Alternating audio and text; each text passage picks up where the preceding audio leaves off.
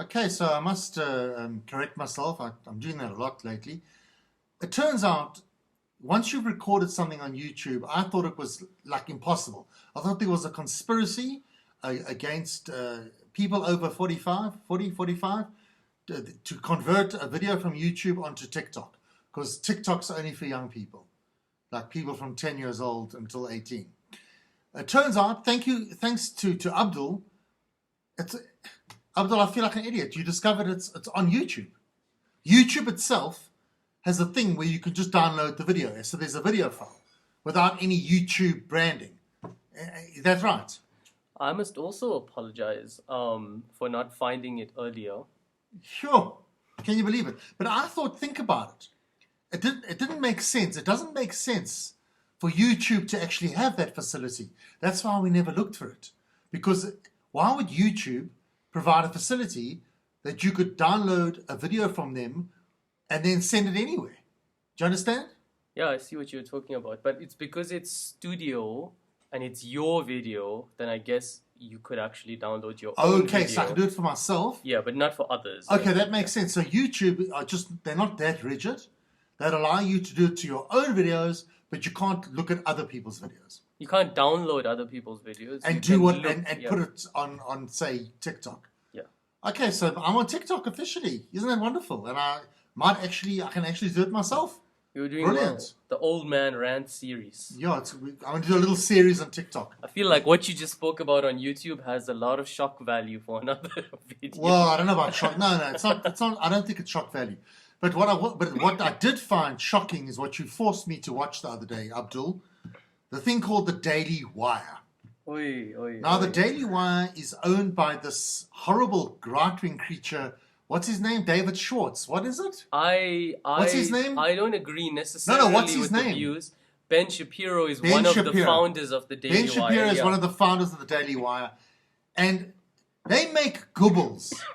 They make Goebbels look like an idiot, like an amateur with their videos. It's so sophisticated and so twisted, gaslighting, editing, and it's all complete disinformation. I think there should be a law. This is taking free speech too far. Do yourself a favor, go to Daily Wire. What was the video we watched the other day? What is a woman? And I'm not going to ruin it for you. No, spoiler alert. This video, What is a Woman? By Matt Welch. Matt Walsh. So he does this video. He interviews a whole lot of experts around America, even goes as far as Kenya. And he asks people, what is a woman? So he's obsessed about what is a woman. So the video is just, it's diabolically twisted and just very, very misleading. How else can I put it? Abdul? Well, there's a few things about Daily Wire, but I think of the video, he had his own reasons for making that video, and he also made the documentary. Sorry to interrupt. Let me just quickly, just so I'm not irritating people. So basically, this video, What is a Woman? It takes the phenomenon of transsexuality, transgenderism, or transsexuality. What's the difference? Transgender. What's the difference? Transsexual is a biological thing. Transgender has to do with gender. Oh, okay. You see, now okay. Gender as in how you feel. I understand. Okay, so I could have a penis, but I could feel like a woman. Therefore, I will say my gender is a woman. So, what the problem with this video was that it portrays the bad side of the whole phenomenon. In other words, there are things going on in America where young children are undergoing hormone replacement therapy, where they are possibly, or in a lot of cases definitely, too young to be undergoing the therapy, and it's ruining people's lives, etc. Yes, that happens.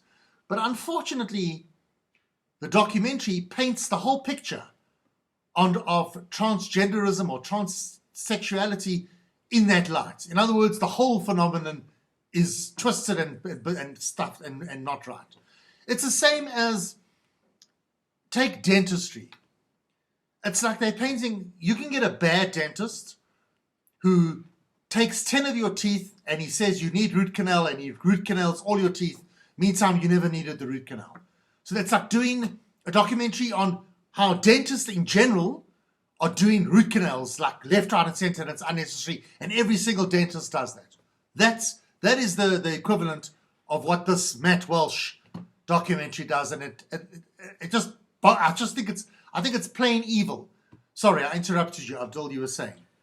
No, I mean, there's a few things about Daily Wire, and I guess I'll start out. So let's talk about Matt Walsh first and this particular documentary, What is a Woman? So, Matt Walsh published this documentary to coincide with like a tours that he was doing around the country where he would screen the shows at like universities, and then he would take live questions. So a lot of the questions that you've brought up, that you've raised, have been addressed by Matt Walsh in live Q&As.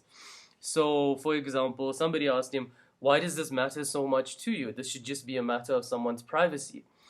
And, well, Matt Walsh did respond, and I don't know if you want me to kind of give the answer or... Yeah, give the answer. So he said, yes, actually, this is something that I shouldn't have to worry about. My issue is that they're allowing people who are under the age of 18, not adults, to do this.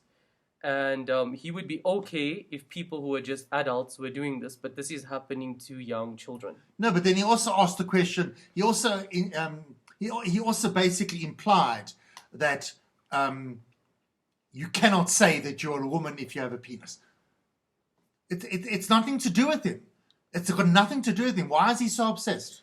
Well, I think that you've got to understand the Daily Wire in general, right? So conservative issues, they learned from the time of Trump, and I guess this is one of the things we could credit Trump for, is that you could find a way to monetize the conservative issues. So Trump managed to mobilize 70 million people who were inactive members of the population, and that's what helped him win the election. Even though he wasn't voted for. Didn't have the popular vote, yes. Yes, it was obviously the convention, right, that let him come in because he had enough seats in the electoral college, I guess it's called, right? Yes. So, so Trump showed people that they could monetize the conservative side of things, and I think this is where Daily Wire massively benefited, because there are a lot of young people now who are disillusioned with like the way the liberal thinking is, because it's gone too far. Yes, but these documentaries are plain lies. They are twisting things. It's complete misrepresentation. Well, you probably need to go back to like the early person who talked about propaganda. I think he was Sigmund Freud's father-in-law. His name was Edward Bernays. What did he say? He actually wrote a book. What did this Edward Bernays say? Bernays. He's called the father of modern public relations. He actually wrote a book called Propaganda, I think in the 1920s. Yes. And he said that propaganda can be viewed as just another manner of communicating a message. So if you look at it that way, they're communicating a message, and they've got ends for that. But their message is completely false. Yes, now Daily Wire, like most things, like most entities in the modern world, is a business which operates either to make a profit or to stay in business. But I think that they're making a profit. And they're unfortunately making their money by monetizing all these issues that involve human beings. And it can have a really bad, aura around it, but you got to understand that this is how they're making their money. Yes, but you make it as if it sounds like you're justifying it. No, I'm not justifying it. You see, that's the thing. You're confusing me explaining what they're doing with justifying what they're doing. It's not the same. Let me try and explain something to you, right? If I tell you that if you go into a cage with a lion, you are certainly going to be attacked and killed. Unless the lion's sleeping and it's been sedated. Unless the lion has been sedated. Is that a justification of the lion's behavior, or is that an explanation of what would happen with the lion? I'm just explaining what's happening. I've not given my own personal opinion. Okay, what is your personal opinion? How can this... Surely it's taking freedom of speech too far. Well, in America, freedom of speech is not as limited as it is in Europe, for example. I think that there should be certain constraints on freedom of speech. And I think Daily Wire is possibly a point where they're using freedom of speech to communicate the message, but at the same time, when they're communicating their message, I mean, they're subject to the freedom of speech from the other side. But what makes it more scary is that they actually believe what they say. In my opinion. Now, see, that's I don't think they know that they're lying. I think you're confusing believability of a message with the beliefs of the people behind it. Behind the screen, they may have completely different messages. We cannot know. But then you're completely psychotic if you're doing this documentary and you're saying things that you don't actually believe. Or you're just like a genius businessman who was once. But then you're a psychopath. Basically, yes, it's very psychopathic, but that's the way business is. It's very psychopathic. Nobody foresaw that capitalism, well, maybe some people did foresee it. Karl Marx, for example, foresaw that capitalism will cause us to objectify other human beings and turn them into products and will alienate man. It's called alienation. Yeah. So, yes, from the perspective that it objectifies humans, psychopaths, for example, are very goal-oriented and they objectify people. So, yes, I completely agree. Because I'm just naive. I'm naive to look at this Daily Wire and just be horrified and upset. I should just be accepting it, and this is life. Listen, this is the world. Empathy is a currency with extremely low value in the current context of what we live in on this planet right now. In fact, it's really favorable. In the year 2016, there was a famous magazine, I think it's called New Scientist. I think you may have heard of it. Yes. The cover story was, "Parents, teach your children to be narcissists." And there's a push right now. If you're a narcissist, I think you'll be very successful if you look at the way children behave. It's very successful if you behave in a narcissistic manner. And I think that in the extreme limit, we're approaching people wanting to become psychopaths. These are not my world views necessarily. I've probably adopted these views from researchers who've been showing these trends, like Jean Twenge and Keith Campbell, for example. They're showing that people are becoming increasingly more narcissistic and tending towards psychopathy. But at the same time, you've got to understand that the issues that the current generation is facing were inherited from the previous generation, who basically didn't care about what they were doing to the planet at the time. I mean, right now, this is a reactionary way, and there's also research that shows that narcissism is a reaction to extreme traumatic environments, and it's extremely functional. So maybe this is not necessarily a bad thing if we could transform the narcissism to just focus on the positive aspects of what we need to transform society. Okay, so somebody like Elon Musk, when he was just involved with Tesla, beforehand he developed PayPal, and he sold PayPal. He started Tesla. So I think most people thought this is somebody who cares about the environment, who cares about the world. Then Elon Musk got onto Twitter, and then he really was telling us what's on his mind. And then what do you make of him? Because he seems to be quite a toxic narcissist. Listen, what do you think? Listen, I'm not on Twitter, and I don't believe that. Okay, this stuff actually, I can't remember the guy's name, but he said that this stuff, like social media, is actually real because human beings have constructed it as a space where they go in and it's real, right? Yes, but it doesn't necessarily represent everybody. But at the same time, it's a bit artificial. Like, we as human beings used to, yeah, of course it's constrained. Not everybody has access to it, and not everybody has the same opinion as others. And not everyone is willing to share their opinion. Yeah, in fact, most people in this world do not share their opinion. Yes, but this gives, I mean, like Twitter, for example, by limiting to 140 characters, it's been shown that when you limit speech, people tend to, say really bad things. Imagine if I could limit your speech on Twitter to just 2 words. I mean, you would just say like F you all the time. Okay. Yeah. But, okay, I understand you're not on Twitter, so you haven't seen Elon Musk's tweet, but you've seen how he's behaved, you've seen how he's handled since the ownership of Twitter. Is he a good example of a narcissist in business, in industry? I don't know the nature of Elon Musk, and I don't think that I'm qualified to say what he is, but I can comment on like this idea of looking at businessmen as being correct just by virtue of the fact that they've made huge profits. Most of these businessmen who hit upon this gold mine are actually idiots, to be Oh, honest why? with you.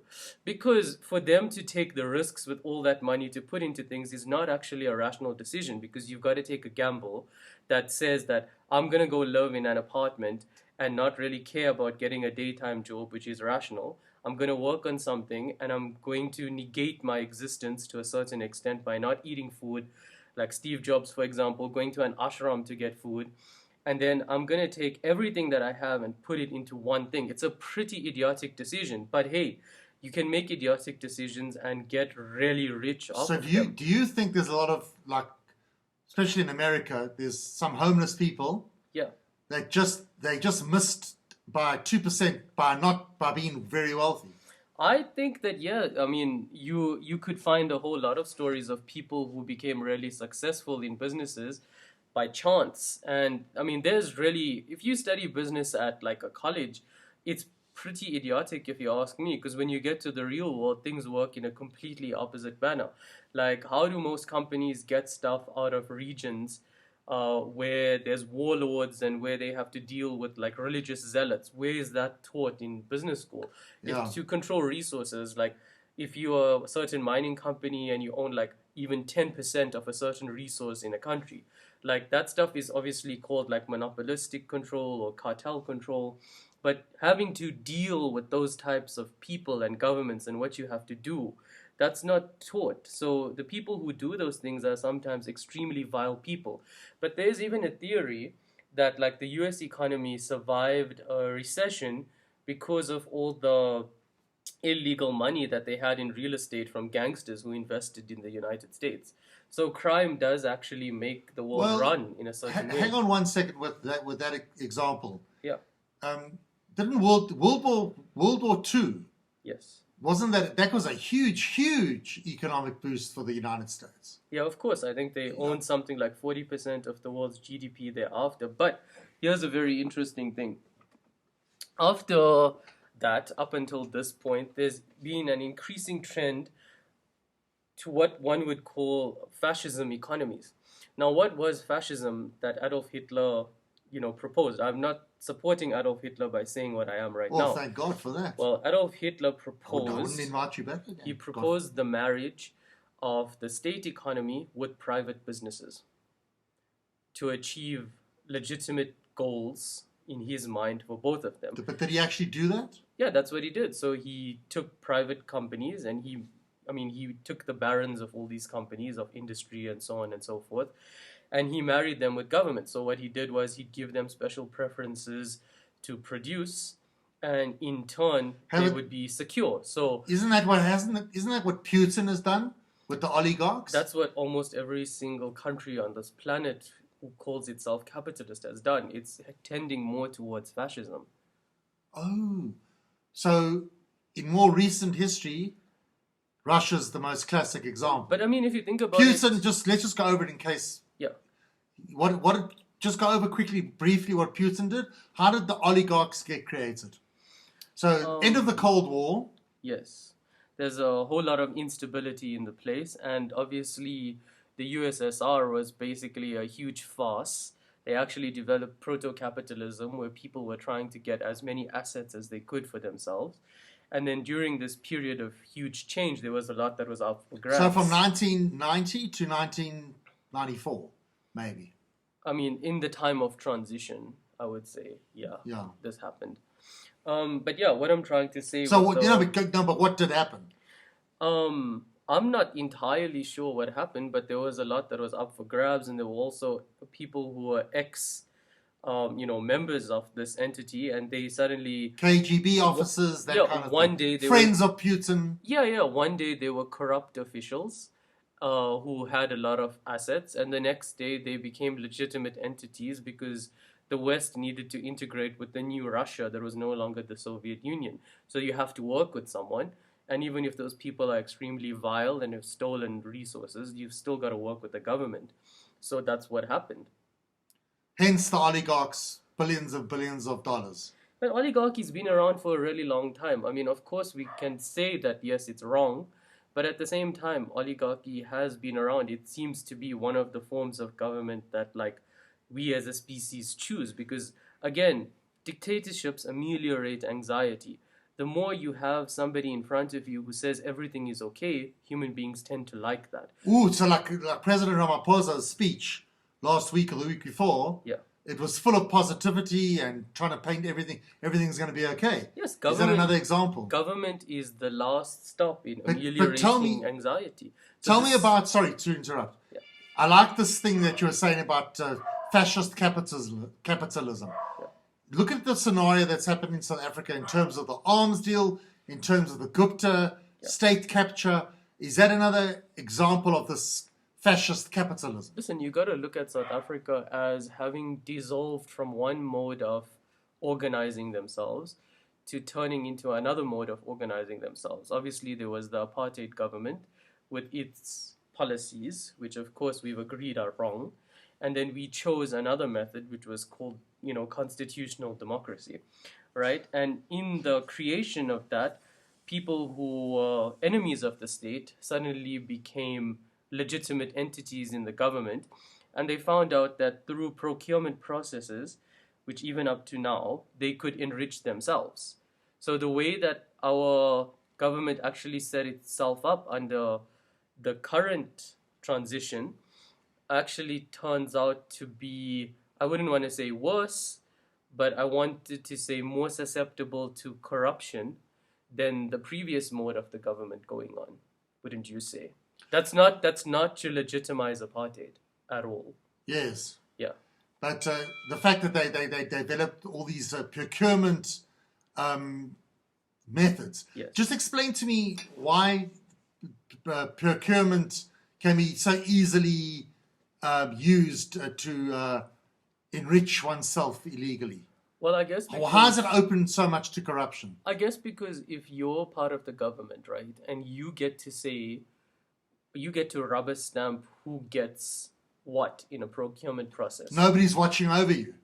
Yeah, I mean, it's a lack Who's policing the police? There could be oversight boards, but there's a lack of actual enforcement of things because the system's so corrupt that so many people are involved in it that that's just the way the system works, a criminal manner right now. Sure. But, I mean, this idea of fascism, the marriage between the economy and the state economy and private entities, if you really think about it, it kind of does make sense because, say a company that's private gets really big, right? Like, for example, Apple or Microsoft, right? Yeah. They have such a vested interest in the security of a nation because they're like this huge operating system and they're this huge global entity, right? Now, they employ so many people. Now, what happens if the government doesn't protect this company and this company collapses? Right? Yes. That's a huge problem for the nation. But on the other hand, if this company was a private company and they're making unfettered profits, then they need to be curbed by the government because private companies, just like governments, are entities that are also susceptible to doing not very nice things like laundering money, not paying taxes, not having good governance, so they don't really care about the environment and so on and so forth. So they've got to have some sort of agreement, but the marriage in terms of fascism is one sort of agreement. Like if you think about a person like Ayn Rand, she wanted unfettered capitalism. Who's Ayn Rand again? Ayn Rand was like a philosopher. I think she came from Russia. And she proposed this idea of having like completely open economy free from government influence with only like 3 entities that the government was responsible for, so we could have unfettered capitalism. Now that is completely dangerous because if there are no checks, so they burnt her at the stake. No, of course she actually, quite ironically, she took government, I think, medical insurance, even though she was like completely against government. I guess her idea was that she was in America. Yeah, she'd moved to America from Russia. I guess, imperialist Russia. The thing is, Abdul, I can't pretend that I understand everything for much longer. Yeah. I can't. My acting can only go so far. so let's leave it for now. Thank you very much.